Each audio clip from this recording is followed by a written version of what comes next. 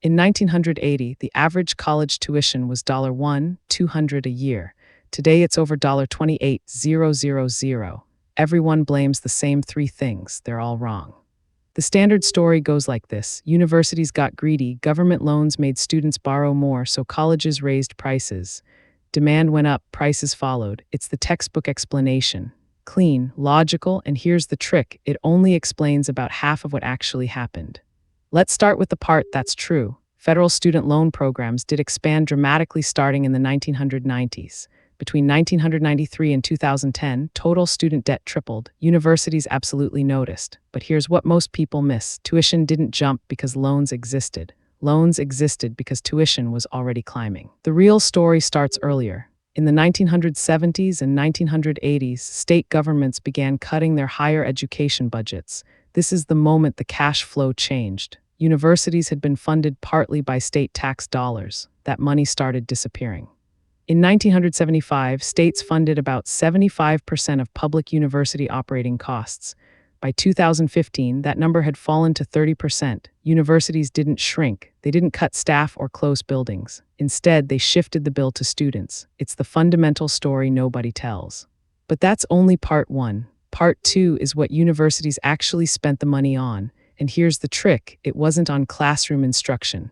Follow the budget line item by line item, and you find something unexpected.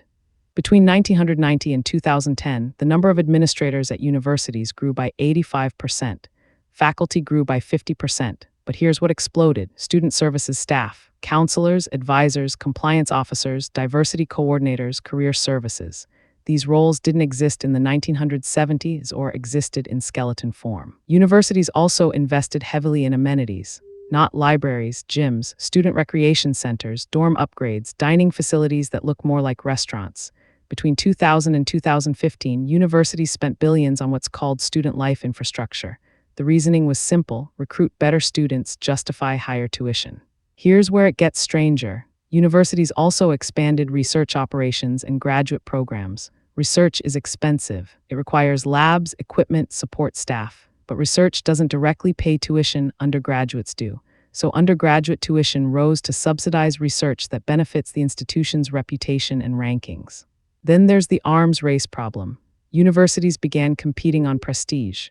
That meant hiring more famous professors, offering higher salaries, building fancier facilities. Each institution thought the other was pulling ahead, so they all spent more. Tuition followed. Now add accreditation costs. Universities face increasing regulatory requirements. Title Roman IX compliance, financial aid documentation, program review, assessment protocols. These aren't optional. Compliance staff grew. Legal fees rose. Universities passed these costs to students. So the real explanation isn't greed or loans or demand. It's this: state funding disappeared, universities didn't downsize, they expanded their operations in new directions, and they competed with each other by spending more.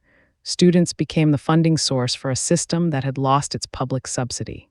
The federal loan expansion didn't cause tuition to rise. It allowed tuition to rise without destroying demand. Students could still afford to attend because loans made it possible.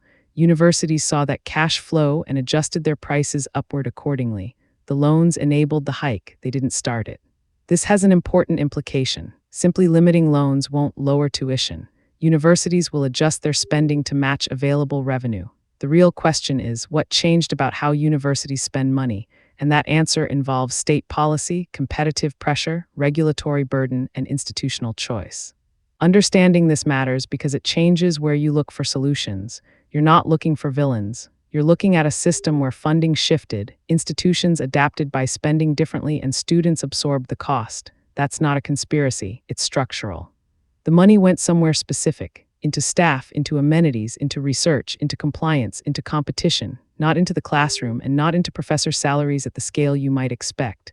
Follow the cash line by line, and that's what the ledger shows. That's where the $27,000 difference came from. This video is for educational and informational purposes only and is not financial advice. Always do your own research. If you want to understand how other everyday expenses got expensive, housing, healthcare, food prices, subscribe. There's a new economic forensics breakdown every week. Subscribe so you don't miss the next breakdown of where your money actually went. This video is for educational and informational purposes only and is not financial advice. Always do your own research.